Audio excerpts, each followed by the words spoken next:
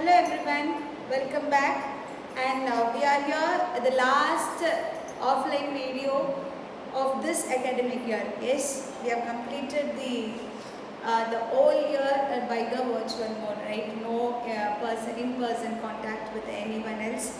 Let all these things get changed in the coming of days. Fine, okay. So now here we are going to term 2 revision part. Okay. For grade 7 biology, you have for your term 2 exam, you have 3 lessons. Got it? So nutrition in animals. From term 1, you have nutrition in animals, and from term 2, you have transportation in animals and plants, and reproduction in plants. All these 3 lessons are there for your term 2 exam. Understood? So what are the lessons you have? Nutrition in animals. Nutrition in animals.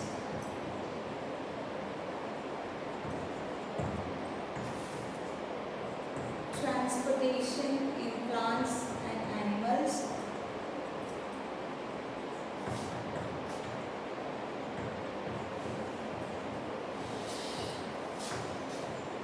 And animals.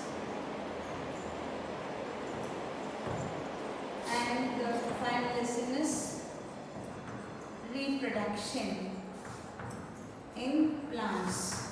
So this is only from your biology part. For your physics part, you will be having another lesson from the term 1 portions.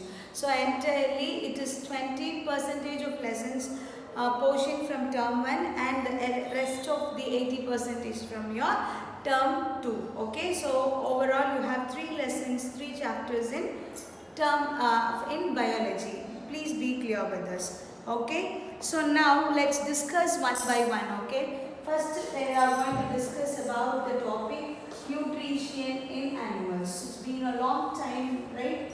We have not we have seen this lesson. Based upon this only, we learnt all other life processes. Yes, so all living things need food, of course. Without food, we cannot survive. Yes or no? So food contains some special substances called as nutrients. Yes, so food contains nutrients.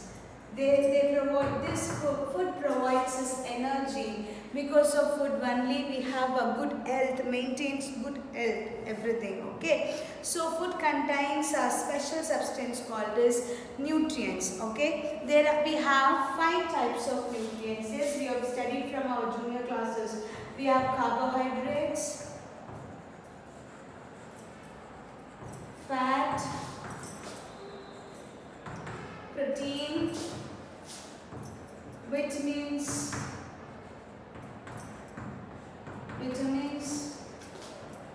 and minerals. Okay, so these 5 are the basic essential nutrients, okay, which plays a vital role in providing energy, helps in the growth and gives us helps in the growth and repair the body tissues and keeps us free from diseases. Understood? So in this lesson, so you have learnt different types of nutrients in the last class, right? So here in this lesson, we are going to discuss basically about the mode of nutrition. In nutrition in plants, you have learnt about autotrophic and heterotrophic nutrition. Yes, so here we are going to discuss in this chapter, we are going to discuss about the nutrition in animals. What are autotrophs? First of all, autotrophs are the animals or plants which produces the, plants, okay, because autotrophs are organisms which produce their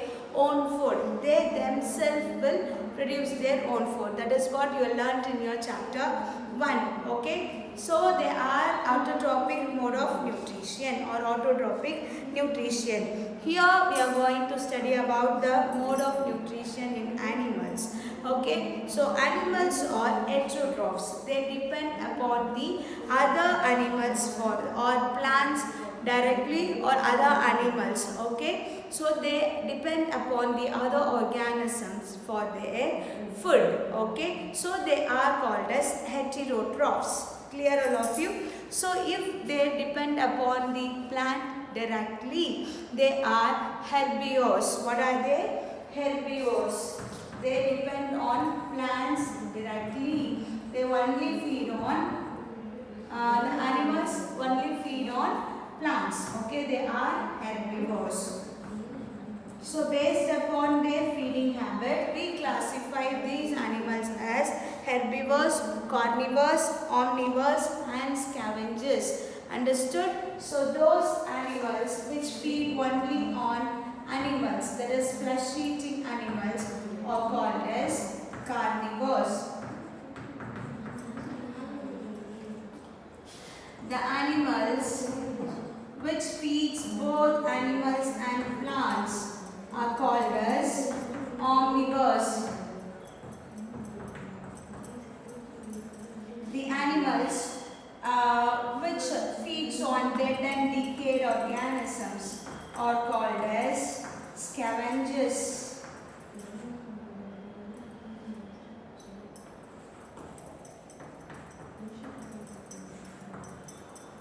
Especially dead organism. Decayed we can call as decomposers. So based upon the feeding habit of animals, we segregate them as herbivores, carnivores, omnivores, scavengers and decomposers. Clear, all of you?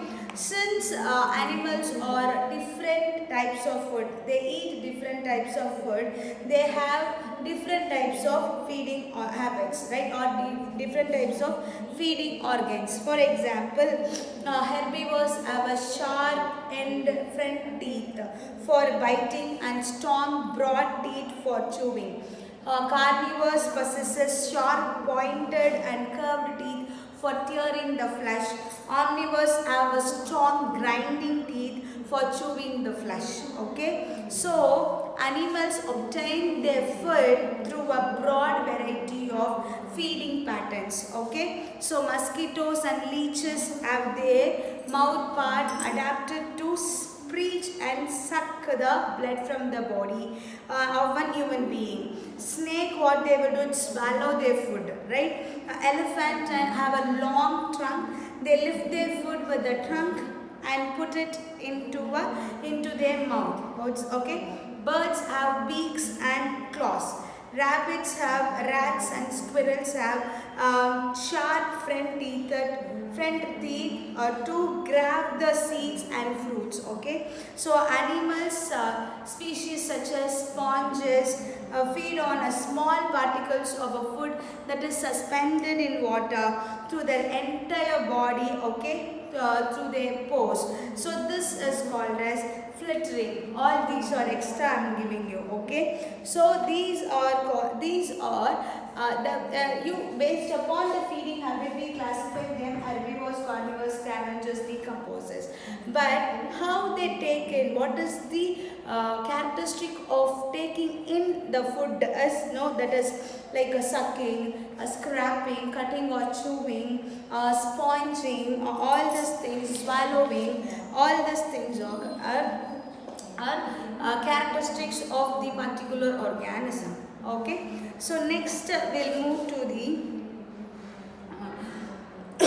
feeding habits. Okay, next we'll move to the digestion. Very important, that is digestion.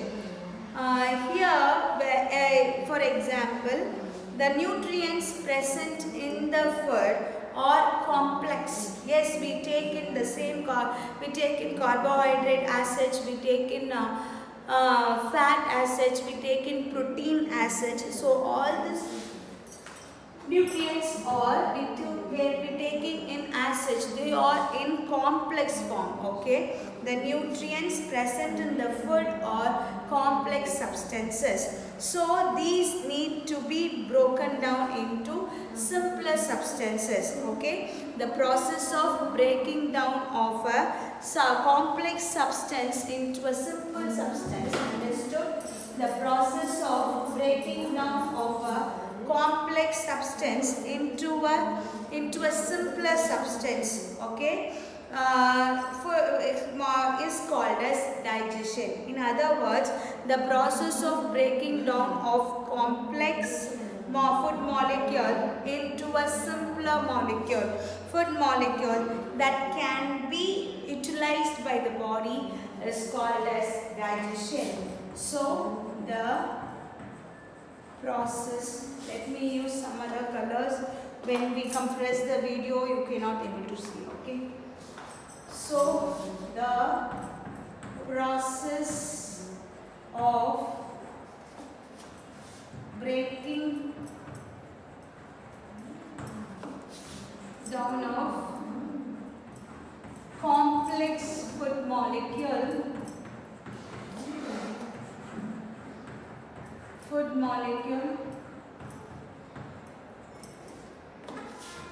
into simple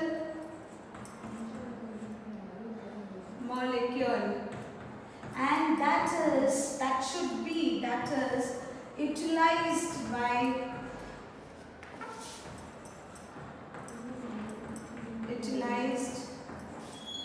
by our body. This process is, we could all call it as digestion. Clear all of you? This process we call it as digestion. Different animals have different digestive system according to the food they take in and how they take it. Here we are going to see about human digestive system. Okay, the digestive system is made up of a long tube called as alimentary canal, okay, or digestive tract. The long tube is called as alimentary canal or digestive tract, okay, which starts from the mouth and ends at the anus region. Okay, it is about 9 to 10 meters long and consists of mouth, esophagus,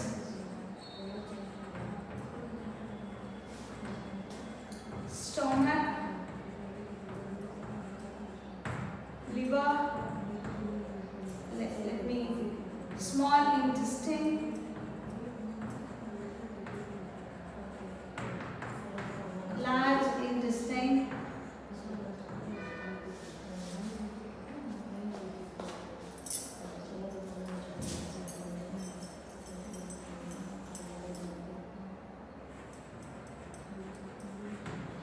large intestine,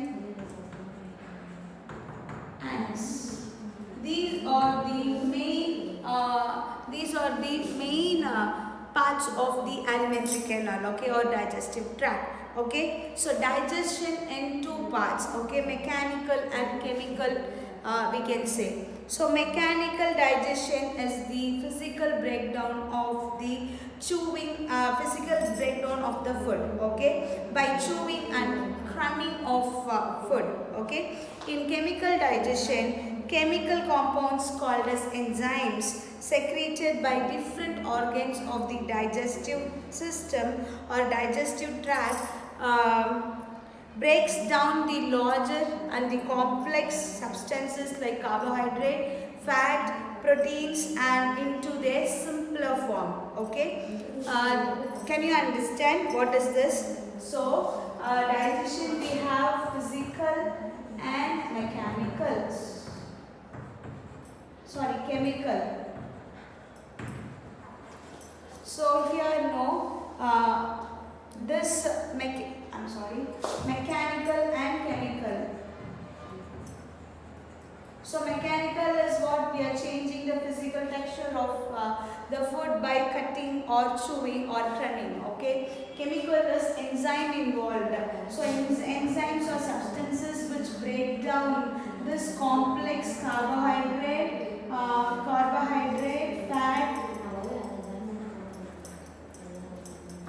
fats, protein into simpler form.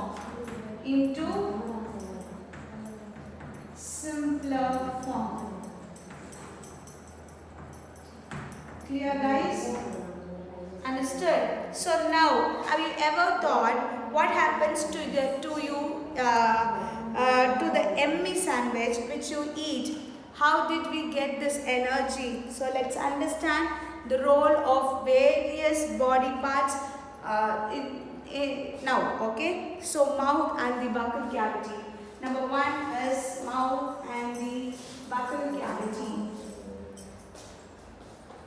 So most of the animals, including humans, take food inside their body through the mouth. Okay, the process of taking the food into the body is called as ingestion. What is it called?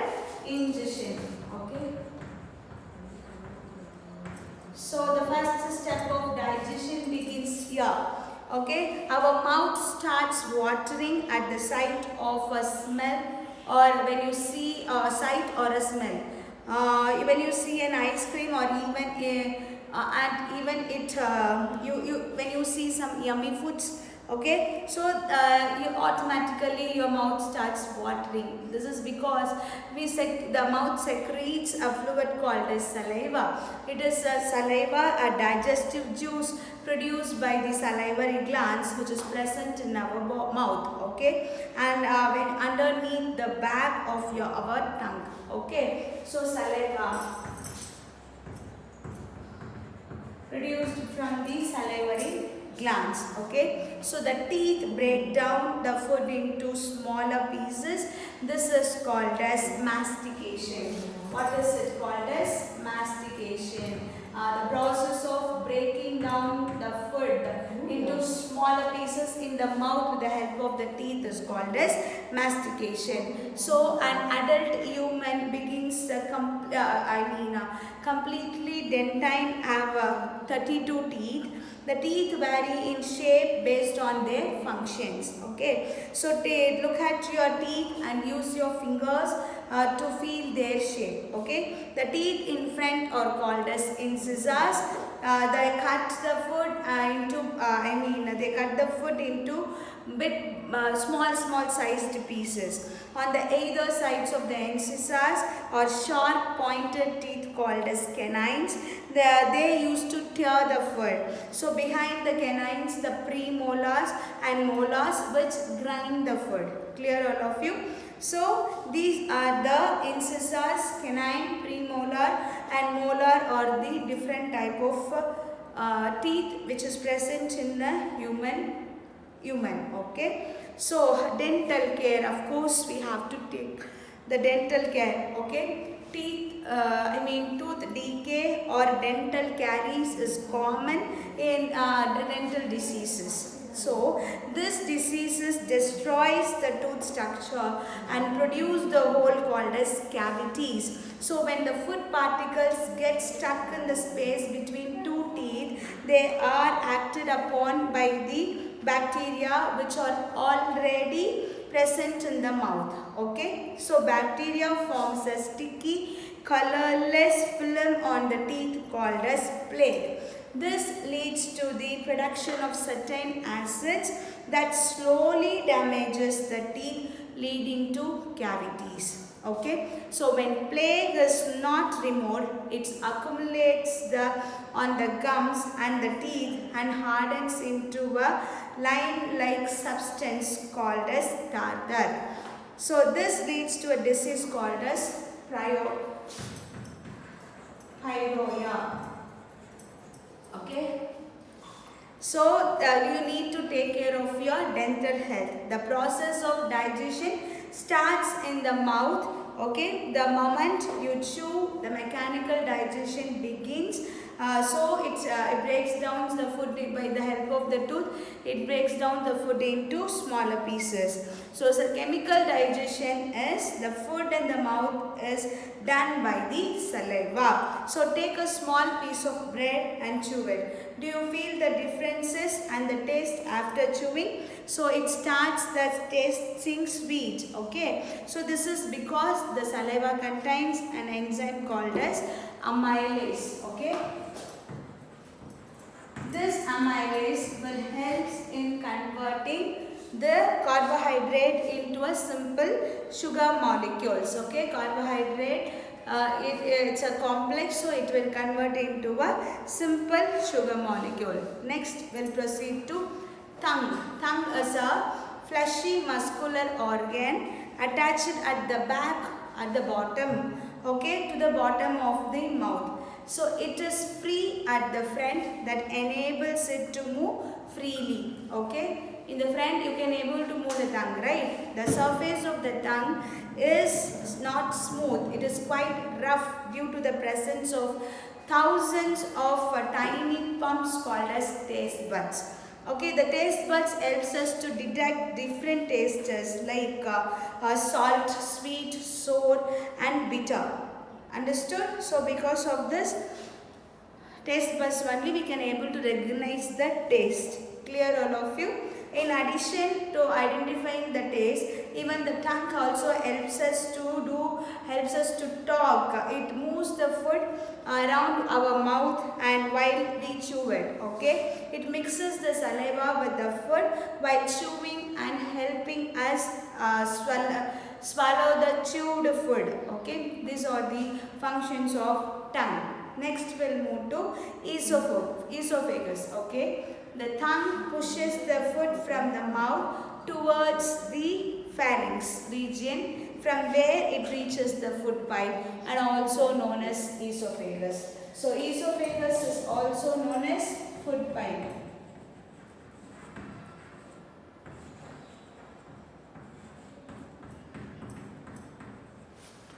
Okay. So it is always advised not to talk or laugh while eating, okay. Never eat in a hurry.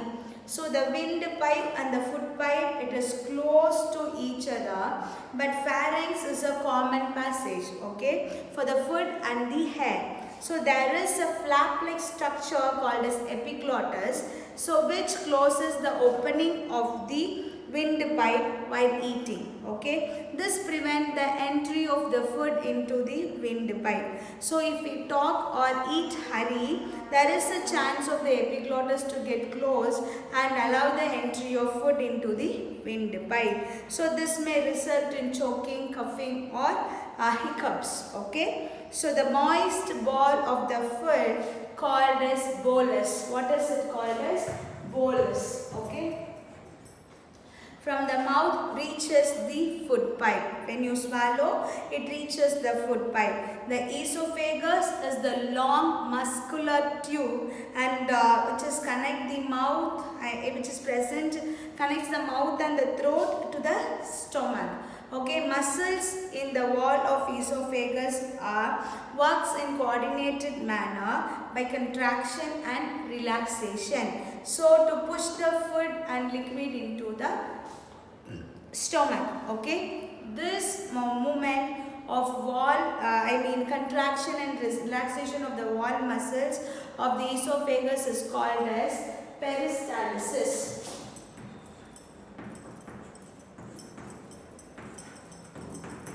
Okay, this is called as peristalsis. This is what the function of mouth and esophagus. Next we'll move to stomach, okay. So the food passes through the food pipe and finally it needs to reaches the stomach, okay. Just in 10 seconds it will reach. So stomach is a J-shaped thick walled pouch located to the left side of the abdomen, okay. It is about 12 inches long and 6 inches wide as it is the widest point, okay. An average adult stomach can hold about 2 liters of food, okay. 2 liters of food it can hold. The thick of the muscular wall of the stomach contracts to charm the food, to mix it with the digestive juices produced by the cells, okay, lining the stomach. So the digestive juices contains the enzymes enzyme pepsin that helps to digest or break down the proteins into amino acids, okay. Pepsin, which is present as the digestive enzyme which break down protein into amino acid.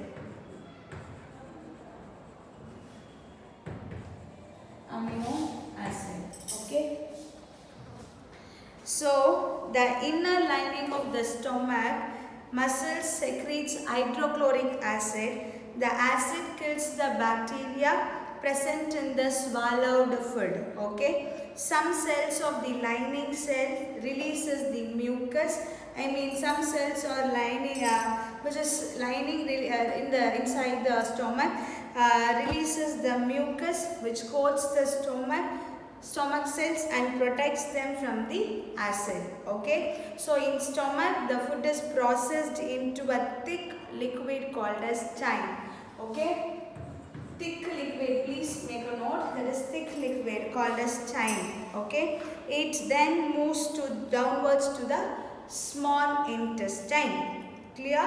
Before moving to small intestine, let's discuss about liver, gallbladder and pancreas. So liver is the largest gland of our body, weighing up to 3 kgs in adult human. Okay, it is reddish brown in color. It is located in the upper part of the abdomen to the right of the stomach and immediately below the diaphragm. So it performs many important functions. Okay, so the liver produces bile, which is yellowish green in color. It helps to break down the fat particles. Okay, so the excess of bile juices is stored in an elongated sac-like structure called gallbladder. Okay, which is connected to the liver by a duct called as bile duct. Okay, so bile helps to neutralizes the acid from your stomach so that the digestion can continue. Okay, so bile is not an enzyme. Bile is not an enzyme. It does not digest the food chemically. Okay, it mixes with the fat. It mixes with the fat in the food and forms these small fat droplets. Small fat droplets. Okay. So the droplets are then chemically broken down by the enzyme produced in the pancreas. So pancreas is the organ located between the stomach and the first part of the small intestine.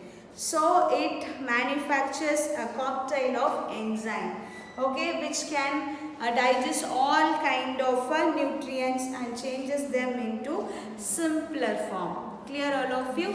So these are the associated organs. Liver, gallbladder and pancreas are the associated organs which helps in the process of digestion. Next is the small intestine. Okay.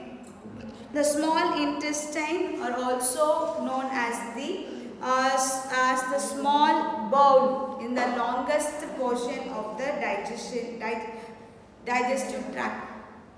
It is more than 6 meters long and located within the middle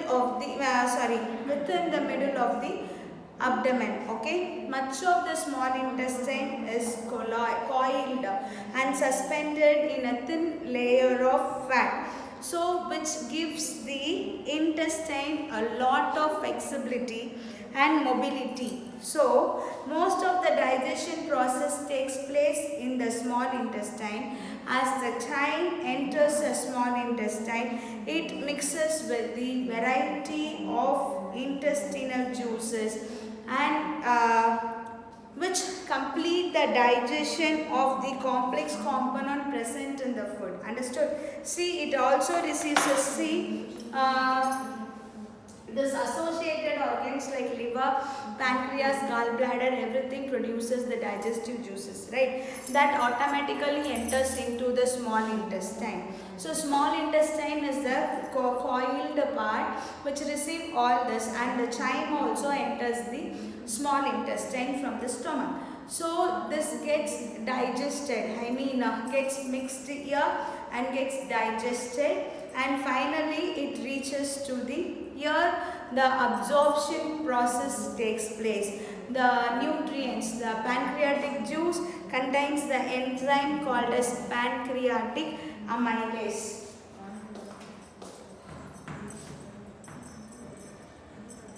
Pancreatic amylase. Okay, and also it contains lipase, trypsin,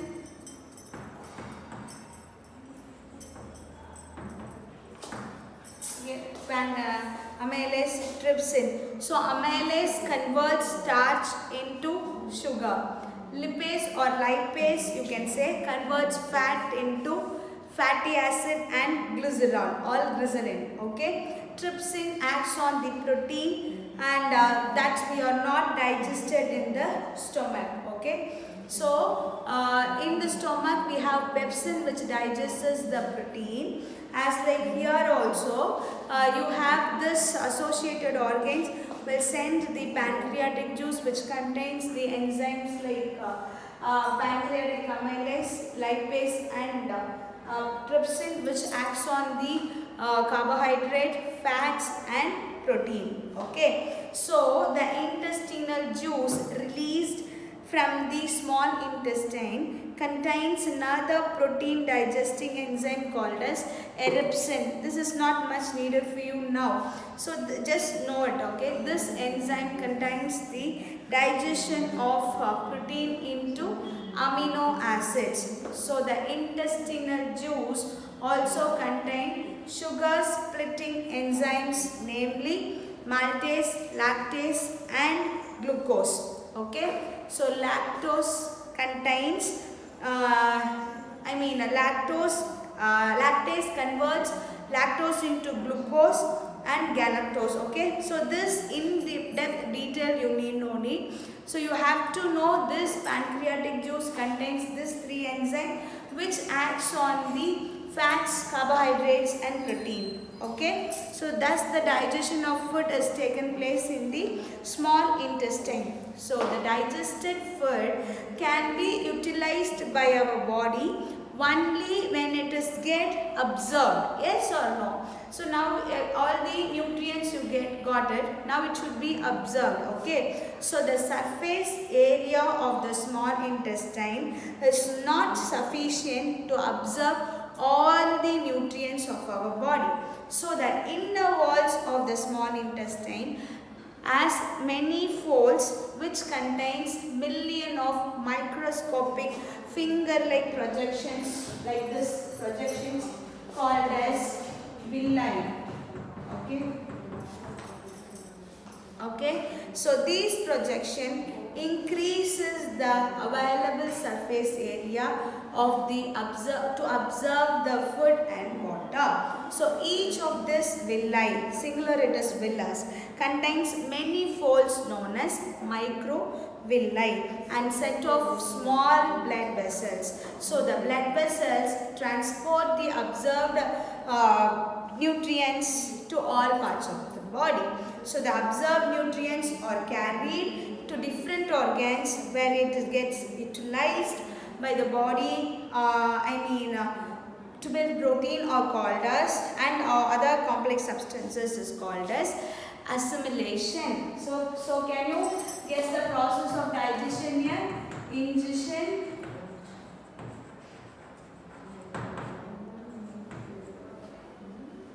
digestion, absorption,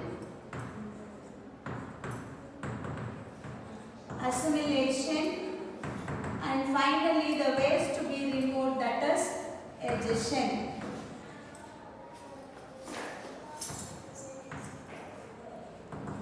Okay, so egestion. So the large intestine, after all the useful and the digestive nutrients are absorbed during the digestion process, a mixture of unwanted waters and indigestible waste materials reaches the large intestine where it sends to the process of egestion. So to maintain a healthy digestive system, eat a healthy diet and moderately, slowly and regularly.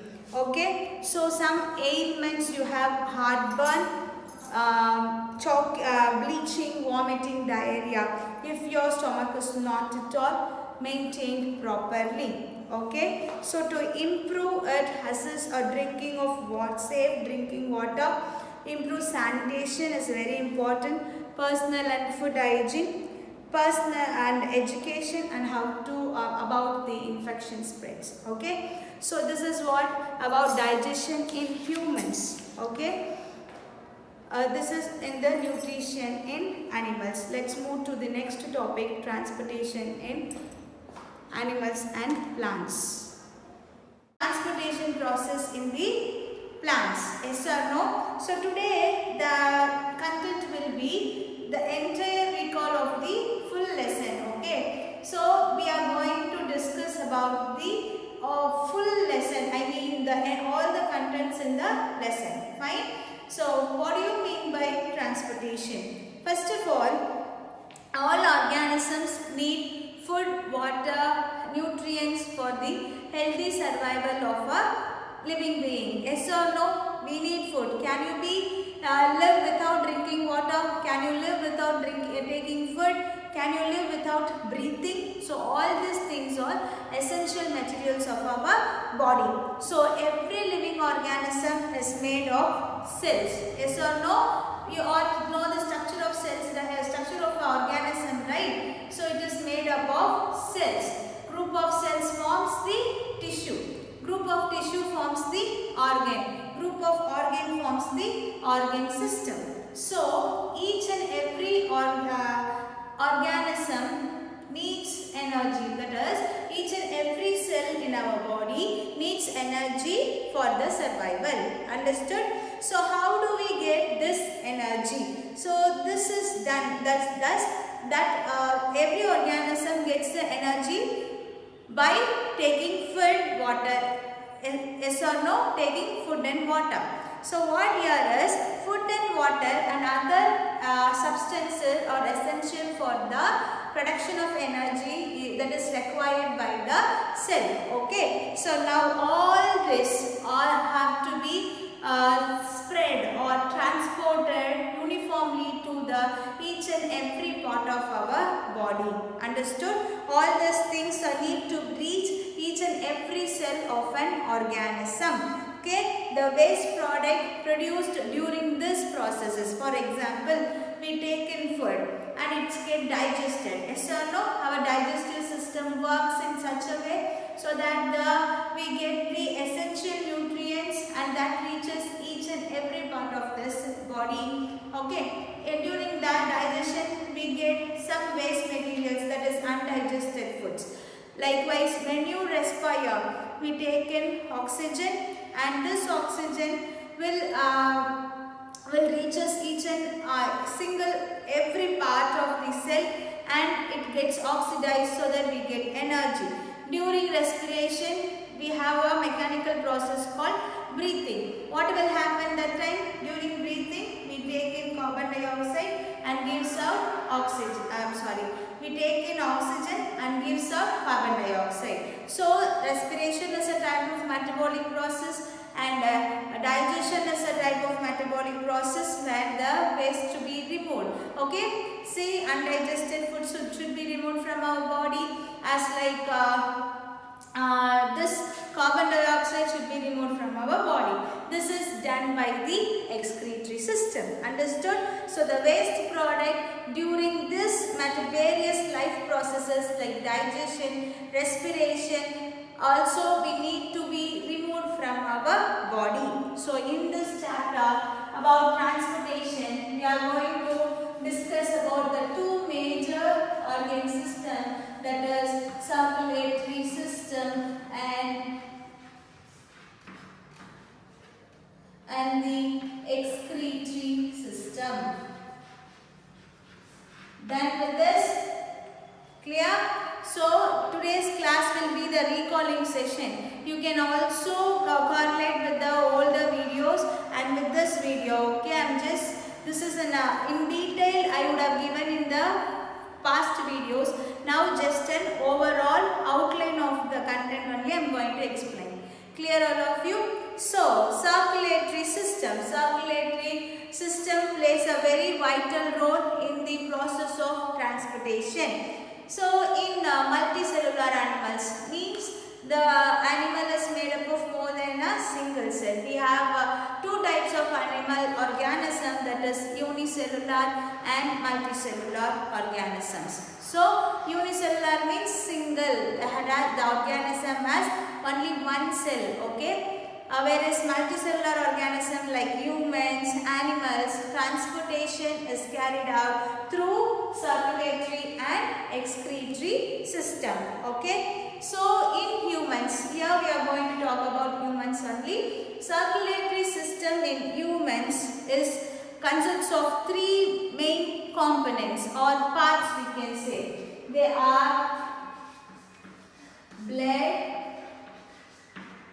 vessels and the heart. Clear all of you? Blood vessel and heart. So one by one we are going to discuss. So blood, you all already, I hope you are all thorough with this content. That is blood. Blood is the red color fluid which is that flows in our body. Yes, it is the transport medium which transport oxygen, essential nutrients, everything all over our body. Okay, blood is a fluid tissue. What is it? It is a fluid tissue. Okay, flows all around our body. Next, it carries oxygen and digested food to various parts of our body. It carries oxygen, it carries water, it carries nutrient and various kinds of food materials from one destination to another destination, we can say. Okay, so it is also carry the waste materials that need to be removed from our body. Not only the essential materials it carry, it also carries the waste materials from our body. Clear all of you? Next is blood is made up of two parts. I know you already know about this. Two parts. As I said, it is a fluid, means it has solid and liquid part in it. Okay, so it has two parts, that is plasma and cells. Understood? Plasma and the cells. So here it plays the plasma is a yellow color fluid, that is it is the liquid portion, cells are the solid portion. Okay, plasma is the yellow color fluid portion of the blood, okay, which contains many proteins in them. You all know that fibrinogen protein is present in the plasma. Okay, it contains dissolved gases, nutrients, wastes and salts and proteins. Okay, so plasma protein helps in the transporting the large organic molecules. So plasma contains fibrinogen, which helps, you all know that, which helps in the clotting of blood. This will acts with the platelets in the process of clotting. Understood? Clotting means clumping of blood cells. Clear all of you? So blood is a red fluid tissue which is the transport medium of essential, that is nutrients, food, water, as well as it acts as the transport medium in removing the waste materials from one destination to another destination of our body. And also blood can be classified into plasma and cells. So plasma is the liquid portion of our blood which is grey yellowish in color and which consists of many proteins, hormones in them. Even they carry some waste materials too for the process of excretion. Clear? Next comes the blood cells. So when we talk about blood cells, we have three major types of blood cells, that is RBC, WBC and platelets. Clear guys? RBC, WBC and platelets. RBCs are also called as red blood cells or erythrocytes. What do they call? Red blood cells or erythrocytes.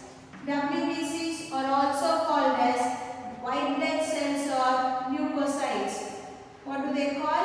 Leukocytes. Platelets are also called as thrombocytes. So each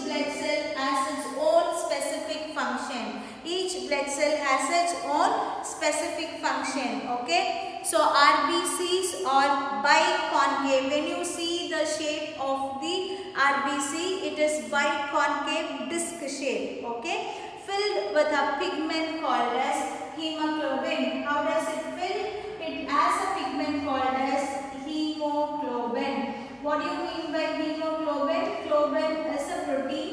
Heme is an iron, okay, which is a pigment, gives red color to the blood, okay. So that is why it is called as red blood cell. So hemoglobin combines with the oxygen. What does it will know? It will bind with the oxygen, and through this the oxygen is transported to all parts of our body. It reaches each and every cell of our body. That is why RBCs are called as oxygen boat of our body. So hemoglobin combines with oxygen from the lungs to be transported to the body tissue. Okay, hemoglobin gives red color to the blood. It also plays a key role in transporting the waste carbon dioxide from the tissue to the process of to the lungs, where it get expelled out. Okay, so this is the main function of RBC. So RBC's lifespan is 120 days. So it is produced in the bone marrow. Where do they produce? It is produced in the bone marrow. So RBCs are also called as red blood cells because they have a pigment called as hemoglobin, which gives red color to this cell. Okay, and it is in disc shaped. Okay, biconcave disc shape. The lifespan of RBC is 120 days and it is produced in the bone marrow. The main function of the RBC, as it has the hemoglobin pigment, it binds with the oxygen, and so that it carry the oxygen to reach all the cell of our body. Clear all of you? Next comes the white blood cell. We have another one important thing also. RBCs, if the count is reduced, RBCs count, it will lead to we can say a disorder called as anemia. When there are insufficient number of red blood cells, or when the lack of this hemoglobin pigment, it leads to a disorder called as anemia. People may look very pale, lazy. Okay, so white blood cell, next is they are called as leukocytes. So white blood cells, we can say it has they are the soldiers of our body because they provide immunity, they provide a resistance power to our body. Okay, so they create an immunity against the diseases, infections, etc. They are far less in number when you compare with RBCs, but their number usually increases when they respond to infection. For example, if you get any typhoid fever, just go for a blood checkup. You can see the rates of WBC is increased. The normal range will be getting increased. This is because they needs to fight against the infections, okay, disease causing agents. So the counts will be increased. But normally when you compare it with the numbers, when you compare with RBC, the numbers of WBC will be less. Understood? Clear all of you? But when it comes that our body needs immunity, the number will increase. Okay. Next comes the platelets. See, WBCs are the soldiers of body. Next comes the platelets. If someone get hurt, the blood oozes out immediately, right? But after some times, naturally it gets stops. This is because due to the presence of a type of blood cell called as platelets, and it is also called as thrombocytes. Okay, so platelets are small colorless cell-like structures. Okay, together when they damage the tissue, they release a substance that causes the formation of mesh-like structure that traps the blood. Okay, that is nothing. They have a protein in them. Okay, thrombose. So they will clot the blood. What happens? The blood cells will get clumps, like a clump. Okay, and they form a clot. So here only they will act with the plasma and helps in the clotting of blood. Okay. So these are the three major functions of, the functions of RBCs. Blood cells. RBCs will help in the transportation of oxygen. WBC acts as the soldiers, and platelets which helps in the clotting of blood. Okay. So these three are very, very important. The first component is blood. Next we will deal with the blood vessels. As I said, blood is a fluid which flows all around the blood, all over the body. How does it is carried? It is carried by a tube-like structures. When you see a diagram of a human body, an outline, a structure of a human body, you can able to see two different colors of blood vessels, blue and red. Okay, so blood vessels are tube-like structures that transports blood throughout the body. Okay, we have three types of blood vessels. They are arteries, veins, and capillaries. Are we all clear with this? Arteries, veins, and capillaries. Number one is arteries. As I said, you have to remember as air, because arteries will receive the oxygenated blood. Ma'am, what do you mean by oxygenated blood? So do we have without oxygen, do we have blood? Yes, of course. Not exactly the correct sentence is this, because oxygenated blood is nothing but the amount of oxygen will be more, whereas in deoxygenated blood the amount of the level of carbon dioxide will be more. This is the difference between oxygenated blood and deoxygenated blood. So arteries are the blood vessels which receives the oxygenated blood, except an artery called as pulmonary artery. Okay, pulmonary artery will carry the deoxygenated blood. Next is clear. So arteries are thick-walled blood vessels. The nature of arteries will be thick, elastic blood vessels, and also to allow the stretching and to deal with the high blood pressure of when the blood is coming from the heart, it comes out with a high pressure, right? So to balance that, the arteries are very thick and they are elastic in nature. Next comes the veins. Veins are blood vessels. I can say they are veins are blood vessels which carries the deoxygenated blood. Yes or no? They carry the deoxygenated blood. Veins are blood vessels, they carry deoxygenated blood, except the pulmonary vein which carry oxygenated blood. Pulmonary vein which carries the oxygenated blood. So here veins have a thin elastic walls. The diameter of veins is greater than that of the arteries. Okay. Here now we have walls, and near the veins you have walls in order just to block the backflow of the blood, oxygenated blood and deoxygenated blood. That is why we can able to see valves near the veins. Clear all of you? Next is the capillaries. Arteries branches into a finer and a smaller blood vessels called as capillaries. Capillaries join to form veins. Okay. So in between arteries and veins you can able to see capillaries.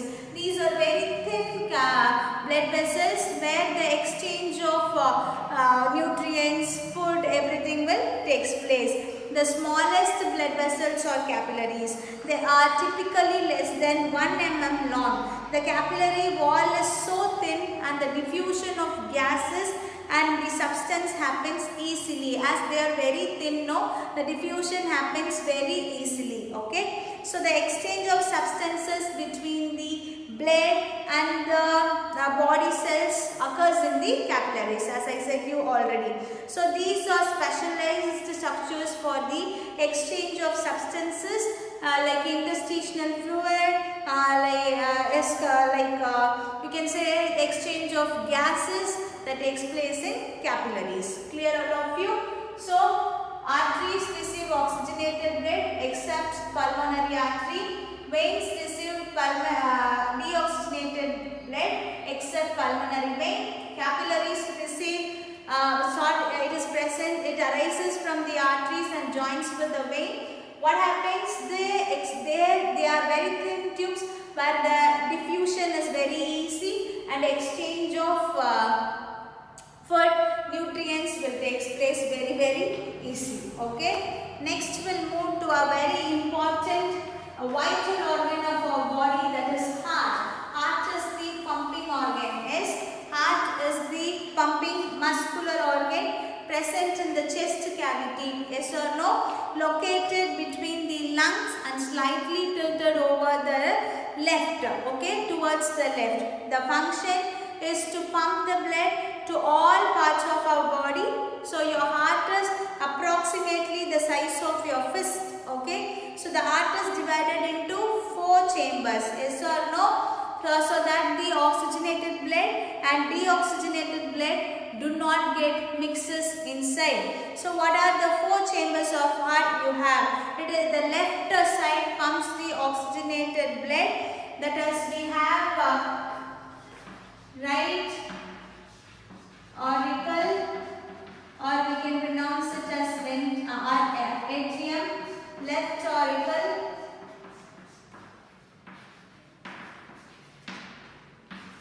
right ventricle, and also you can remember ventricle and left ventricle. Okay, you have 4 chambers of heart, 2 in the right and 2 in the left. Right auricle, left auricle, right ventricle and left ventricle. So the left side pumps the oxygenated blood to the body, okay, and the right side pumps the deoxygenated blood to the lungs. Understood? Right will pumps the deoxygenated blood and left will pumps the oxygenated blood. Clear all of you?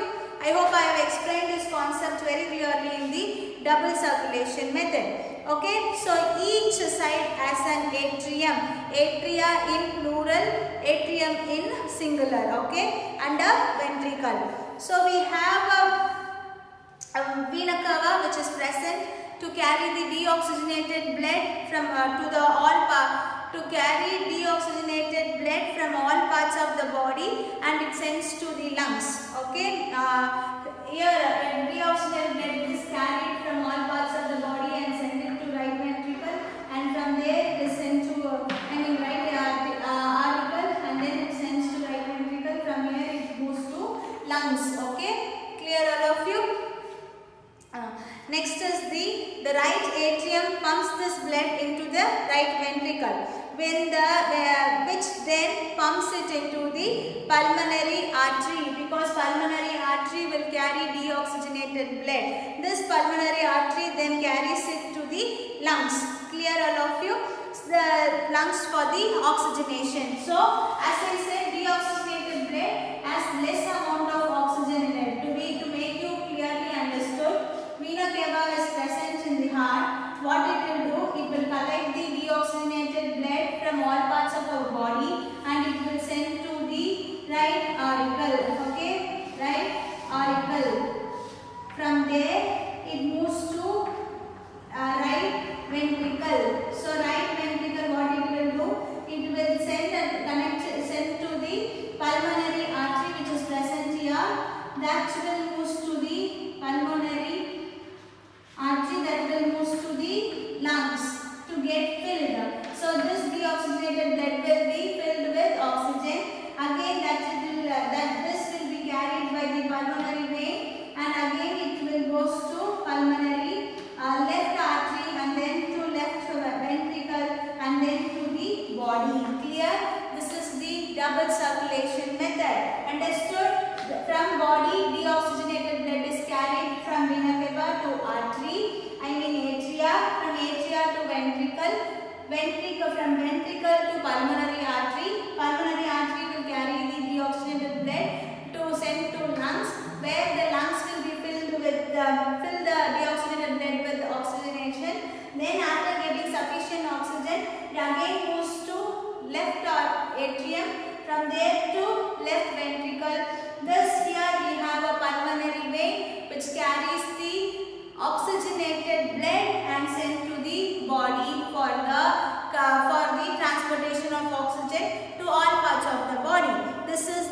double circulation method. Clear all of you? So valves are present in order to separate each chambers so that there will not be any backflow of blood will happen. Okay, the left side and the right side are separated by a septum. This prevents the mixing of oxygenated and deoxygenated blood. Clear all of you? So the direction of flow of blood between heart and the blood vessels is from heart to arteries to capillaries to veins and to the heart. Understood? From heart to arteries,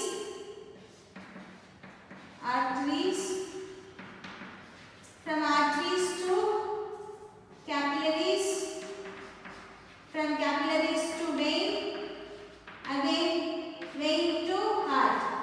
This is how the blood will flow in the heart. Understood? The direction of flow of blood between the heart and the blood vessel is from heart to arteries, arteries to capillaries, capillaries to vein, veins to heart. Clear all of you?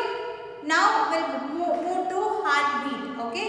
So the walls of different chambers of the heart is made up of muscles. Okay. This muscles contracts and relaxes rhythmically. This rhythmic sound is called as heartbeat. Okay. When you keep your pulse rate and your heartbeat, both will be same. That is nothing. The pumping of blood from arteries to the heart, from the body to the arteries is the heartbeat that it takes place. Both pulse rate and heartbeat will be same. Okay. This rhythmic contraction and relaxation of different chambers produce heartbeat. Okay. That is why we use the instrument called as stethoscope. Understood?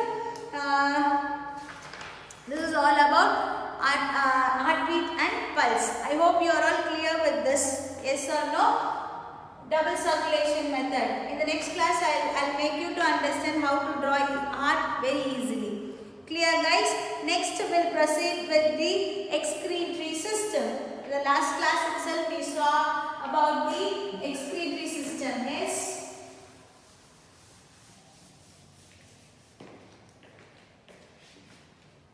So, when you talk about excretory system, you have urinary system, very important, because excretion is also very important process in the transportation. We need to excrete the waste materials from our body. Okay, so the excretory system consists of urinary system, lungs, other excretory system or skin, liver. Clear, guys? So our urinary system consists of kidneys, a pair of kidney. I'll make you to understand. I'll draw a simple diagram of urinary system.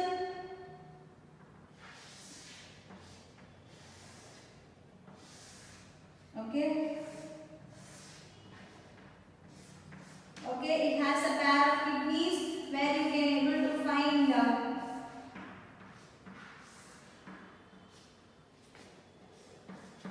so ureter, a pair of right and left kidney, right ureter and left ureter. It's a urinary bladder and urethra. Clear all of you?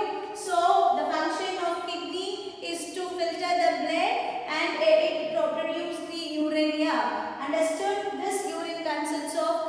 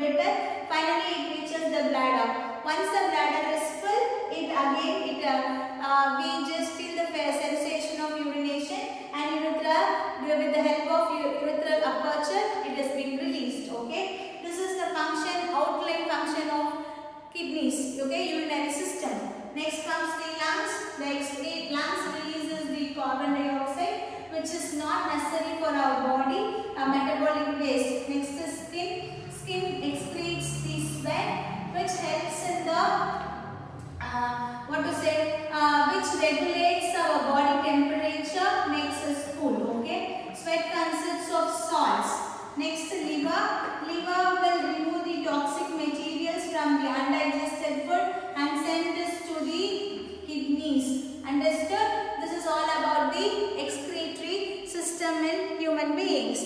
And one important point about circulatory system, together it works with respiratory system, it works with digestive system, it works with our immune system, even it works with our excretory system, because circulatory system will carry the waste from for the process of excretion.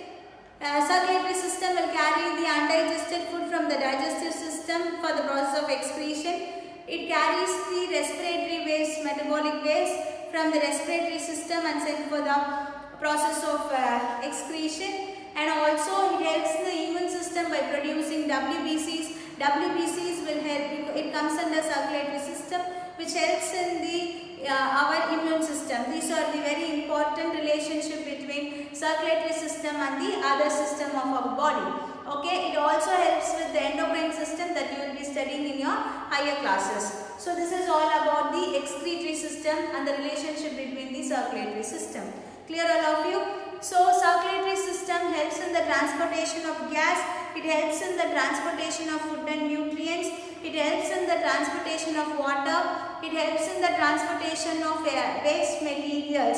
It also contains the WBC cells that fight against the infections. Okay, so it helps to maintain our body temperature by transporting heat. Okay, these are all the necessity of transportation where the circulatory system plays a vital role. Clear all of you? So next comes the transportation in plants. So when we talk about transportation in plants, what does it mean? Like humans, even plants need transportation. They are also living things, right? Living organisms. They need food and water for survival.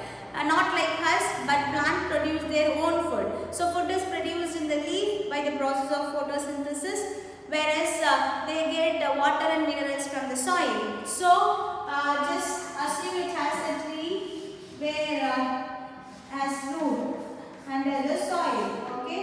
So here now root will absorb the soil water and minerals from here, and it should be transported to all parts of the body. It happens in unidirectional, that is unidirectional method. So how does it all happen? As like humans, we have blood vessels for the transportation. Here we have vascular bundles, vascular tissues. Okay, we have two types of vascular tissue, that is xylem and phloem. So xylem comes here, takes the minerals and water from the soil to the plant.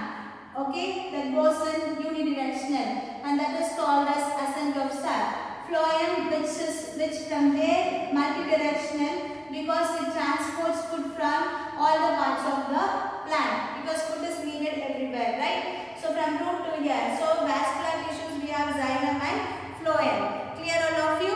Again, I am telling you, this is an outline only. Just when you think about this lesson, all these points you should remember. Clear all of you? Next is transpiration.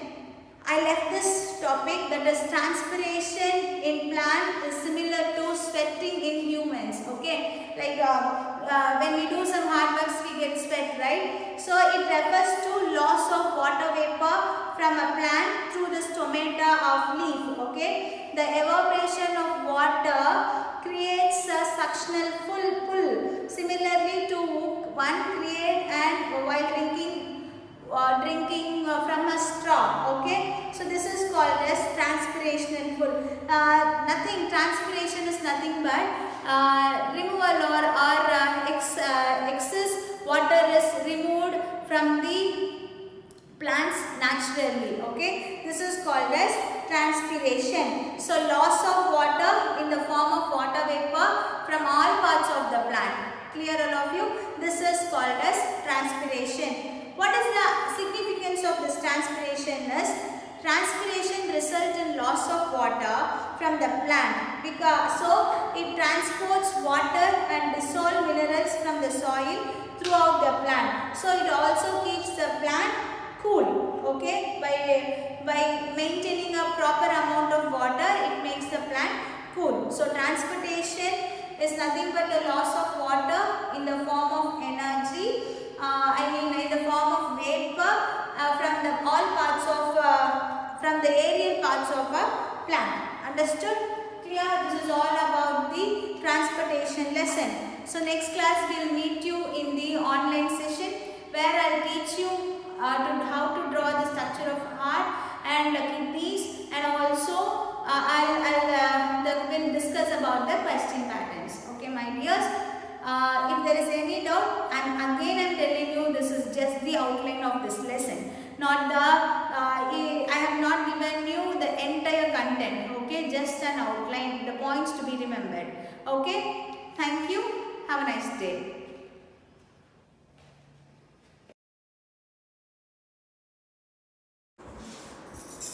So, first, to produce any kind of is a characteristic of all the living organism. Okay, to produce its kind.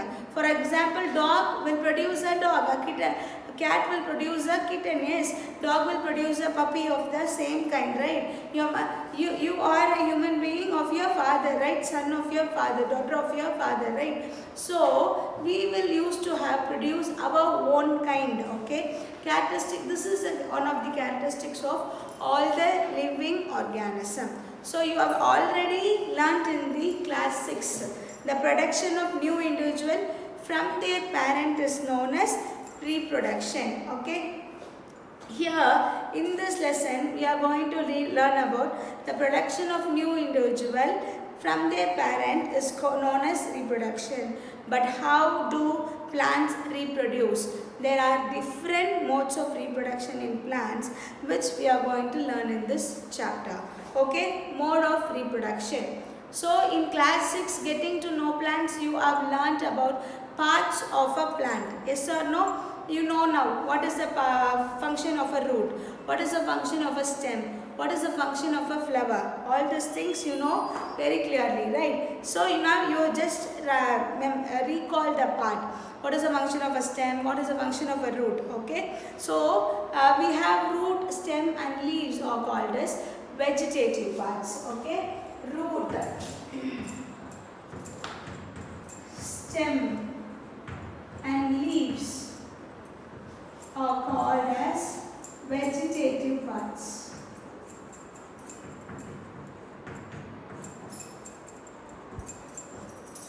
Okay guys, so now after a certain period of growth, most plants bear flowers. Okay, so you may have seen the flowers that gives rises in the spring season, the flowers that gives rises in the juicy mango fruit. So we enjoy in the summer. Okay, we eat fruits and usually disperse the seeds. Usually we used to discard the seeds. So seeds germinate and form a new plant. Okay, so what is the function of a flower in plants? Flower performs the function of reproduction in plants. Okay, so the flower is the reproductive part of a plant. Understood? This is the vegetative part and flower is the reproductive part. Clear?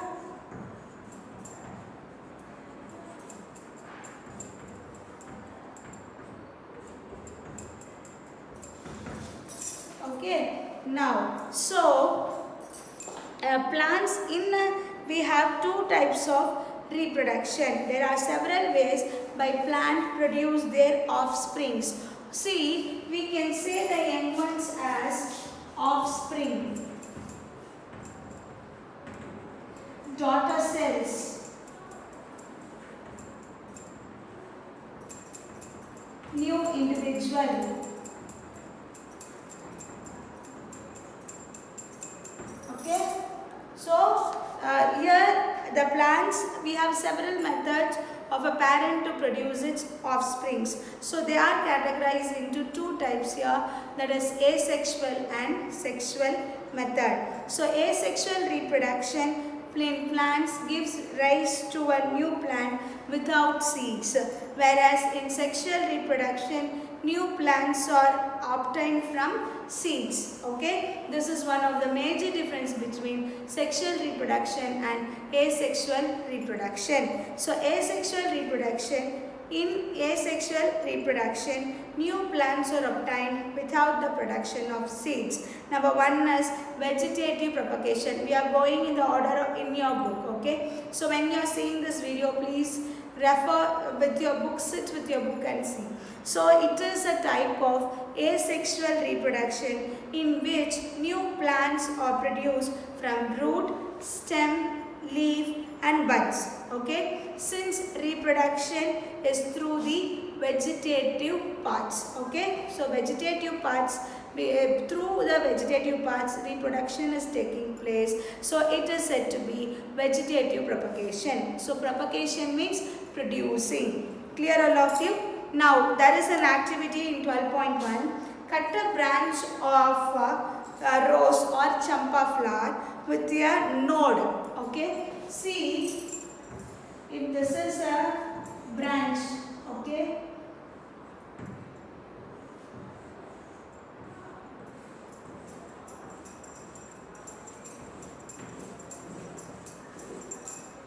you may get a node between two internodes. Okay, so when you cut and plant a new plant, there must be a node. Okay, this piece of branch is termed as cutting. Okay, bury the cutting in the soil. A node is a part of a stem or a branch at which leaf arises. Okay, so water the cutting every day and observe the growth. Okay, observe and record the number of days taken from root to come out and new leaf to arise. This will be very interesting. That too, you people are in lockdown again. Surely for 1 to 8, no school till the month of June. So try to plan at this season, the half springs.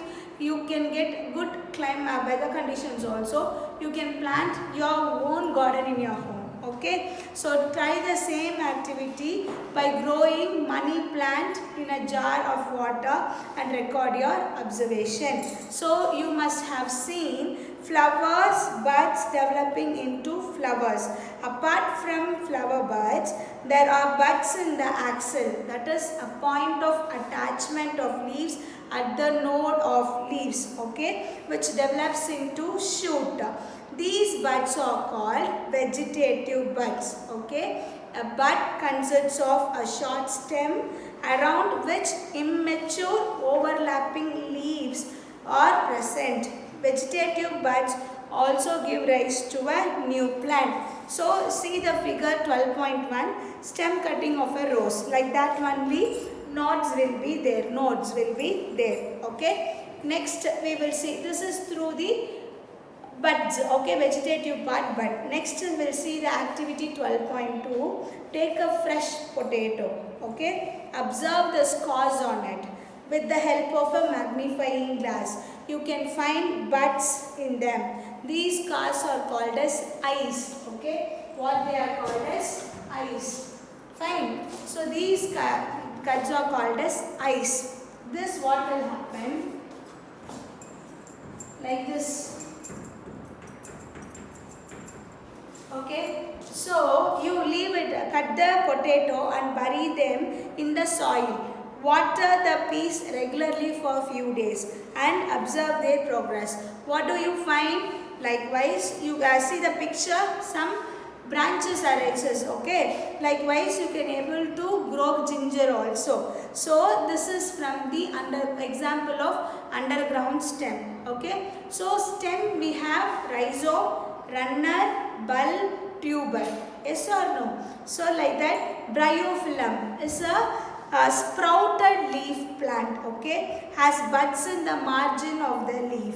So if a leaf in this plant falls on the moist soil, each bud can give rise to a new plant. Okay, roots of the some plants can also give rise to new plants. Sweet potato, dahlia are examples. Okay, plants such as cacti produces new plant where their parts get detached from the main plant body. So each detached part can grow into a new plant. Okay, so plant produced by vegetative propagation takes less time to grow and bears fruits and flowers earlier than those of from the seeds. Okay, because it is already half grown. Okay, when you sow a seed, when you water them, it needs to get germinated. The correct moisture content, warmth content, everything to be needed. We have to wait still the plant get, seed get germinated. Okay, but now here in this case, it is already half grown, so no need of the method is will be very faster. Okay, so the new plants are exact copy of the parent plant as they are produced from a single parent. Okay, later in this chapter you will learn the plant produced by sexual reproduction and have the characteristics of both the parents. Plants produce seeds as a result of sexual reproduction. So next we'll proceed to budding. Already I have explained you a lot about budding. It's a method of asexual reproduction. Here you have to be demonstrated by the teacher. Okay, so it is very easy. Take a piece of yeast cake or a yeast powder from a bakery, okay, or from a chemist, that is from pharmacy. Now in all the supermarkets it is yeast is available. Okay, take a pinch of yeast and place it in a container with some water. Add a spoonful of sugar and shake to dissolve it. Okay, keep it in a warm part of a room. After an hour, put a drop of this liquid on a glass slide and observe under microscope. Okay, so I know you in your home there is no microscope. So if you get chance by next year, I'll show you the formation of yeast cells. Okay, the small bulb-like projection coming out from the yeast cell is called as bud. What does it call as bud? The bud gradually grows and gets detached from the parent cell and forms a new cell. So the new yeast cell grows, matures and produces more yeast cell. Sometimes another bud arises from the bud, forming a chain of buds. Okay, they are called as colony. Last class I explained, you know. So if this process continues, a large number of yeast cells are produced in a short time. Okay, so we'll move to the next method, spore formation, fragmentation. So you might have seen a slimy patches in the ponds. Okay, even when you left water stagnant in your nearby home also, you can able to see a green color patches. Slimy means like very oily patches. Okay, in a stagnant water bodies. These are algae. What are they? These are algae. So when water and nutrients are available, algae grow and multiply rapidly by fragmentation. Okay, and algae breaks up into two or more fragments. These fragments or pieces grow into a new individual. So this process continues and they cover a large area in a short period. Okay, this is one of the asexual method of reproduction. Next is spore formation.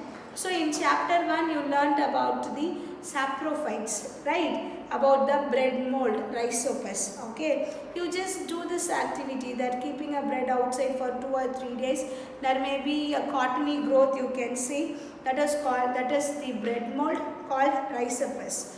What happens here? So here this when exposed, you can able to see a hyphal like structures. These are called as spores. So spores are asexual reproductive bodies. Each spore is covered by a hard productive coat to withstand unfavorable condition, okay, such as high temperature and low humidity. High temperature means heat. Low humidity means the warmth, the moisture content, the water content. Okay, so so they can survive for a long time. under favorable condition, that is normal temperature, and spore germinates and develops into a new individual. So plants such as mosses, ferns also reproduced by means of spores. Okay, this is all about asexual reproduction. Next is binary fission is there, but in your book it is not given, but I will explain you in the previous videos. Yes, sexual reproduction. So the structure of a flower, you know that the flower is the reproductive part of a plant. So stamen are the male reproductive and the pistil is the female reproductive part. Now an activity is given. Take a mustard or chinarose or Pittanchia flower and separate its reproductive parts. Study the various parts of the stamen and pistil. Flower which contain either only pistil or stamen are called as unisexual. Flower which contains both are called as bisexual. Okay. So next is both male and female unisexual flowers may present in the plant, same plant or in the different plant. So can you identify an anther and filament of a stamen? So anther contains pollen grains which produces male gamete, and a pistil contains stigma, style and ovary. Ovary contains one or more ovules. Okay. The female gametes or the egg is formed in an ovule. Okay. In sexual reproduction, male and female gametes fuses to form a zygote. This process is called as fertilization. Next is pollination. Generally, pollen grains have a tough productive coat, okay, which prevents them from drying up. So since pollen grains are light, they can be carried by wind or water or even by insects when they visit flowers and carry away the pollen grains from through their bodies. Okay, some of the pollen land on the stigma of a flower of the same kind, or the transfer of pollen from the anther to stigma is called as, of a flower is called as pollination. If the pollen lands on the stigma of the same flower or on another flower of the same plant, it is self-pollination. If it is done in the different plant, it is cross-pollination. Understood what is pollination? So next is fertilization. The cell which results after the fusion of gametes is called as zygote. So the process of fusion of male and female gamete is called as fertilization. So the zygote develops into an embryo. Okay. Next is fruit and seed formation. So after fertilization, ovary grows into fruit and other parts of a flower falls off. So the fruit is ripe ovary. The seeds develop from the ovules. So the seeds contain an embryo enclosed in the productive seed coat. Okay. Some fruits are fleshy and juicy, such as mango, oranges. Some fruits are hard like almond and walnut. Okay. So this is all about sexual and asexual reproduction. So we know about seed dispersal also, in order to avoid the overgrowth of a plants, or to make sure all kind of plants are growing, we need seed dispersal. So seed dispersal is done by various agents like wind, animal, water and explosion. Okay. So this is all about the question patterns and the sexual reproduction in plants. If you have any doubts in this, we'll meet you in the online session. Okay. Thank you. Have a nice day.